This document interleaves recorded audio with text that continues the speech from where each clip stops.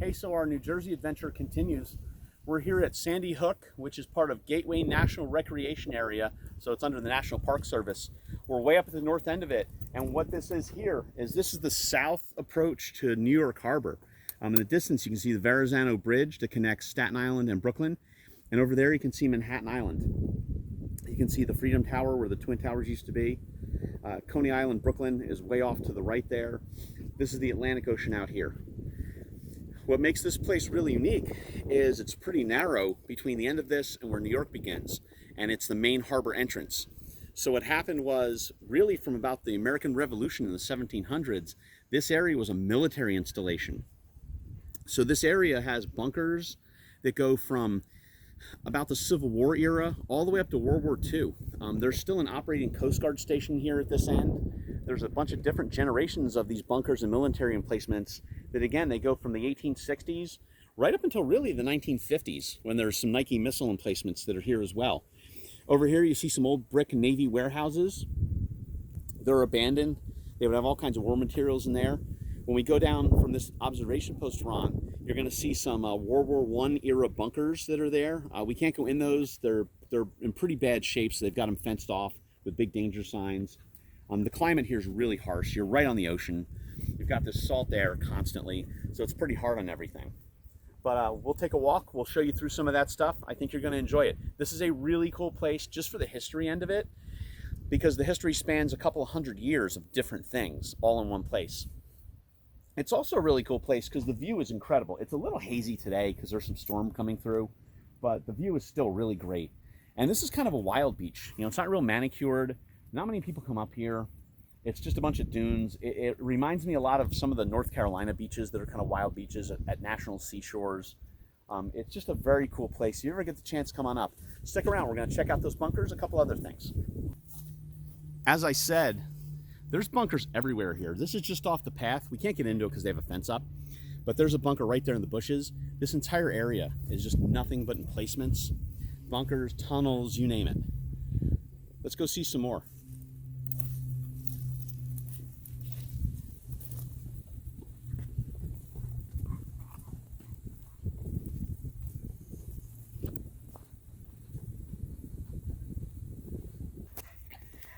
Okay, so we're coming into some Civil War era bunkers.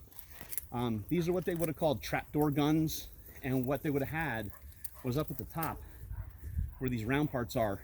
On the other side of that, it kind of dips down, and you would have had a cannon that's like sitting in this pit like a little jack-in-the-box. They could raise and lower it. On the other side of this, it looks like a sand dune. So if you're out to sea or if you're standing on the beach, all you see is like this sandy hill with some bushes on it. You don't see any of this. It's all hidden behind it. So again, they could shoot from behind the crest of this little hill at whatever was out there. You see they have a little like observation post right there, and that person could do spotting for them because the guys in the gun pit couldn't see much. Down below you'd have the magazines where they would keep the shells and the powder separate from the guns in case there was an accident. It would lessen the chance of people getting hurt. You'd also have like a little, not really a living area, but kind of like a break area, because these guys would be on long shifts posted here. So they have a place where they can make a pot of coffee and just stand by. This is fall, and it's really beautiful here. I can tell you in the winter, this area can be really miserable. And so, you know, those guys want to be comfortable. But so as you can see, these bunker complexes, they're massive. I mean, this just goes and goes and goes. This is one of the larger ones I've ever seen. I've been to some other, you know, older shore battery type emplacements that are kept for historical purposes. This is the largest one I've been to because this just goes for, I don't know, a quarter of a mile or more, just bunker after bunker after bunker. And there's more down this way, so let's go see what we can see.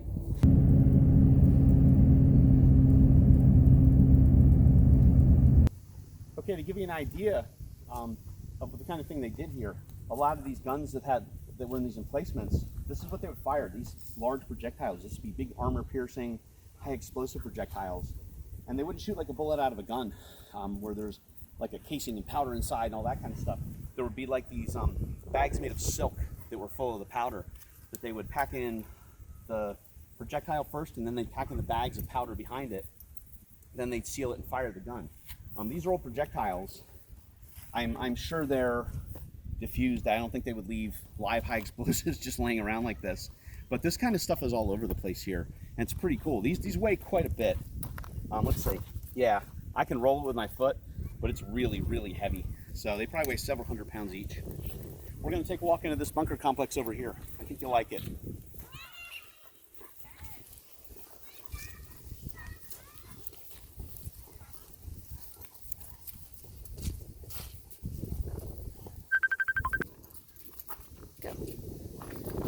Okay, so we're going into an old mortar battery complex, and this is really cool because this whole area is like walled in. It's got this big wall around it with this single break in the wall.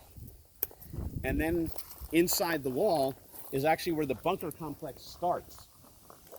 And the bunker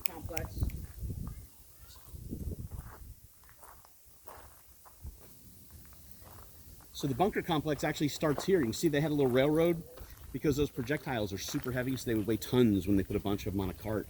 And they could roll them down this and into the bunker.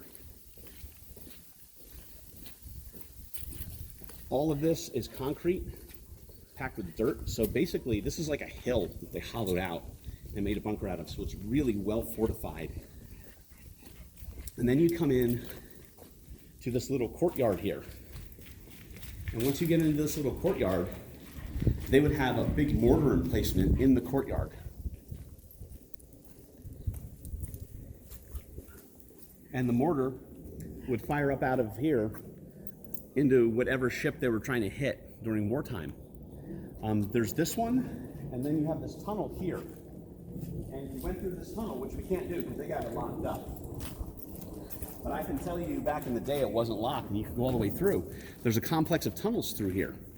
And when you go through this complex of tunnels, which looks like the sort of place you'd find either zombies or leprechauns, you go through this complex of tunnels and it goes way back in there.